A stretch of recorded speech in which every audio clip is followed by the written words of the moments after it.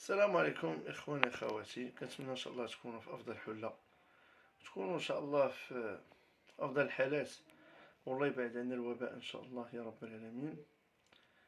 اليوم ان شاء الله غادي نخصص لكم واحد الفيديو. بحكم دابا وقت طويل ما قدمتش شي فيديو، عندي واحد الموضوع بغيت نشاركو معكم ان شاء الله، وهي كيفية ابطال السحر المأكول. وهذه الطريقة إخواني مجربة، أقسم بالله إلا مجربة، يعني مجربة في عدة حالات، ولقيت الحمد لله تروقات عديدين تداولوا في المسائل في مواقع التواصل الاجتماعي، والحمد لله عطات صدى عجيب سبحان الله. كيفية الاستفراغ، الإخوان إن شاء الله غادي تشدوا ماء عادي، ماء عادي غديروا فيه حبوب أتاي، أتاي عجيب سبحان الله، حبوب أتاي كيما كان النوع ديالو، المهم حبوب أتاي، وطبخو مزيان بالليل، طبخو مزيان حتى يصبح هذاك اللون ديال الأتاي يصبح أسود غامق، اسود غامق. تبقى طبخ وتعاود طبخ طبخ طبخ طبخ مزيان، وبقى تكب وترد وتكب وتعاود تطبخ مزيان. يكون براد صغير اولا مويه في 4 الكيسان.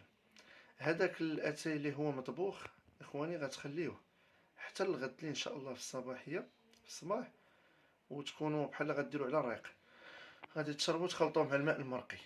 يكون عندكم واحد الايطرو ديال الماء مرقي اولا ايطرو ونص، كتاخذوا ايطرو ان شاء الله ايطرو ونص تخلطوه مع الماء المرقي باذن الله عز وجل. هذاك الماء مع اتاي، مع مطبوخ الاتاي المطبوخ اللي صوبتو بالليل، وفي الصباح ان شاء الله تشربوا وتوكلوا على الله وتستفرغوا عادي ان شاء الله سميع العلم، مع النية دائما اثبات النية، ودائما النية الله عز وجل هو الشافي، ماشي هو الانسان او لا هذا. اذا الله حنا غير اسباب، المعلومات هي اسباب، ولما نزل الله عز وجل الداء نزل معه الدواء كما قال النبي صلى الله عليه وسلم. نتمنى من الله يحفظنا جميعا يا رب العالمين، يحفظ جميع أمة المسلمين يا رب من هذا الخبث ومن هذا الأسرار ديال الشياطين كيضروا خوتهم المسلمين، وكيأذيهم بأفعال اللي هي خبيثة كمثل السحر المأكول، واللي هو من بعد كيولي توكال الله ينجينا وينجيكم، ويقدر يمشي لوداء السرطان الله ينجينا وينجيكم، يقدر يدير بزاف ديال الأمراض في الذات، يقدر يمحل الإنسان المسلم.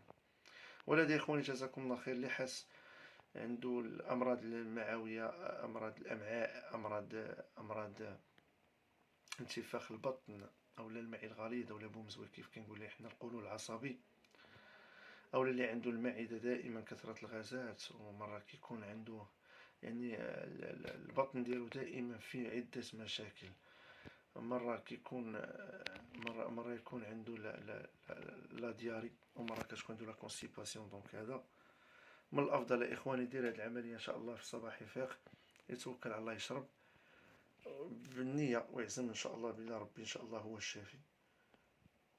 اقسم لك يمين مجربه، يعني كنحلف لكم بالله الذي لا اله الا هو مجربه، حيت درتها لعده حالات والحمد لله عطات الاكل ديالها وكيصفرها، اما كيكون داك الشيء في البطن ولو ما ينطقش لنا الخادم السحر.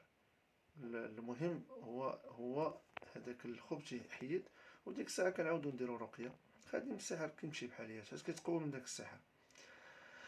طيب بالنسبه ان شاء الله بالنسبه للعلامات، كيكون يا اما كتلوح اشياء من البطن صفراء، او سائل لونه اسود، او احمر غامق، او بني، كيكون على شكل مخاض او على شكل خيوط، تيكونوا كيف كنقولوا السبايل، كان خيوط، او تيكون على شكل دم، او تيكون على شكل حبوب، او على شكل شعر، يكون بعد الشعر الاسود وما الزغب كيف كنقولوا حنايا.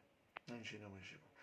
اذا اللي تبوا هاد المسائل هادو الله ينجينا وينجيكم، ولا استفرغهم حيدهم من القلب ديال الباطن ديالو، من الجوف ديالو، راه يعرف هذاك هو السحر. ونتمنى من الله عز وجل العفو والعافية رب العالمين، والله يرفع عنا الوباء في أقرب وقت. وشكرا والسلام عليكم ورحمة الله تعالى وبركاته.